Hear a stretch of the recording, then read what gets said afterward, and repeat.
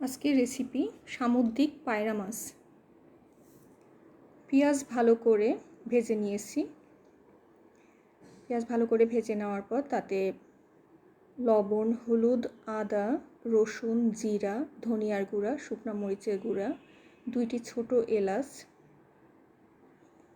এর পেস্ট তৈরি করে পেঁয়াজের মধ্যে দিয়ে মশলাটা ভালো করে কষিয়ে নিচ্ছি। একটি তেজপাতাও দিয়েছি। ছোট এক টুকরা দারুচিনিও দিয়েছি।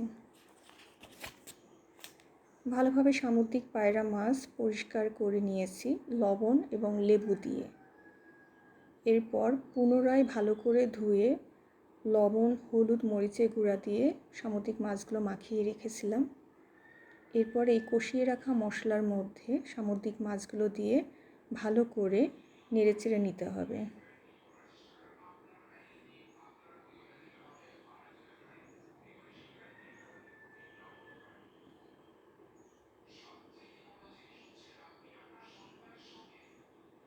এই পর্যায়ে পানি না দিয়ে সে কষিয়ে নেওয়া মশলাটা দিয়ে ভালো করে নেড়েচেড়ে নিতে হবে।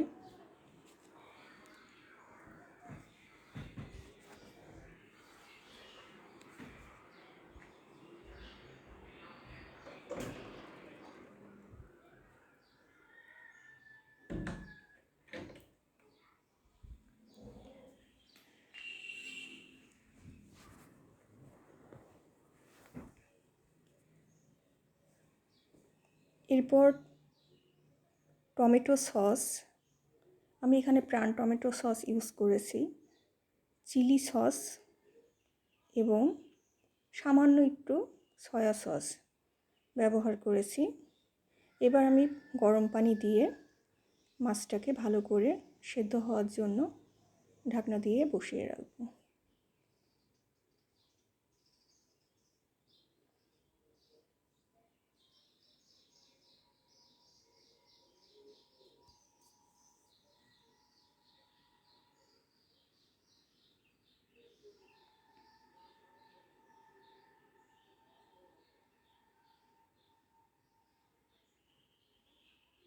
মাছের পানি শুকিয়ে আসলে